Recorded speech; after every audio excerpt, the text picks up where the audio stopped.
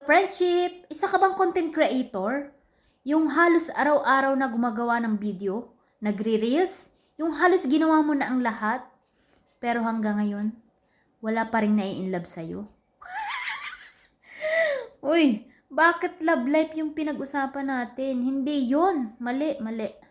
Facebook ang pinag-uusapan natin. Hanggang ngayon ba, wala pa rin nanonood sa mga video mo? Hanggang ngayon ba, hindi mo pa rin nami-meet yung requirements ni Meta na 60,000 minutes views? Hirap na hirap ka na ba? Gusto mo na bang sumuko?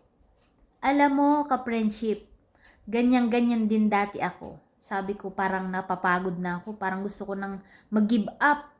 Kasi halos lahat ginawa ko na. Kulang na nga lang ay maghubad ako. Inagawa kong katatawanan ang lahat para lang may mapasaya akong tao. So, sabi ko sa sarili ko, baka sakali dito sa pagpi-Facebook, sa pagbo-vlog, nandito yung aking magandang future. Or dito ko rin makikilala ang aking ang aking someone. Oh! So, yun. Magseryoso na nga tayo mga friendship.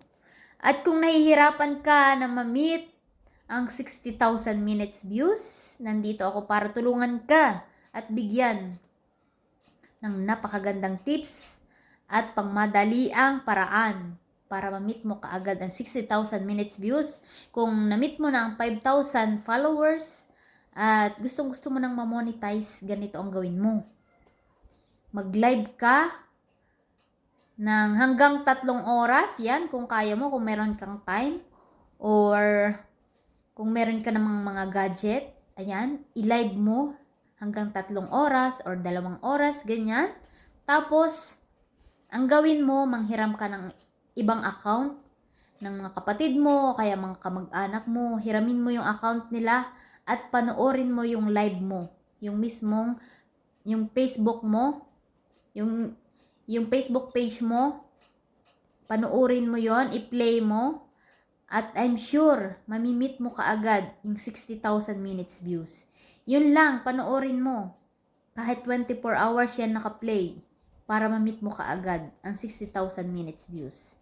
Yun, sana makatulong ito para sa'yo, ka-friendship. Ayan, huwag ka namang problema. Pray lang at sipag at tiyaga. Ayan ang kailangan natin. Yan lang, mga ka-friendship. At kung nagustuhan mo ang video ito, please follow, like, and share para marami pa tayong pagsasamahan. At marami pa tayong video na isi-share para makatulong sa ating kapwa. Yan lang. God bless.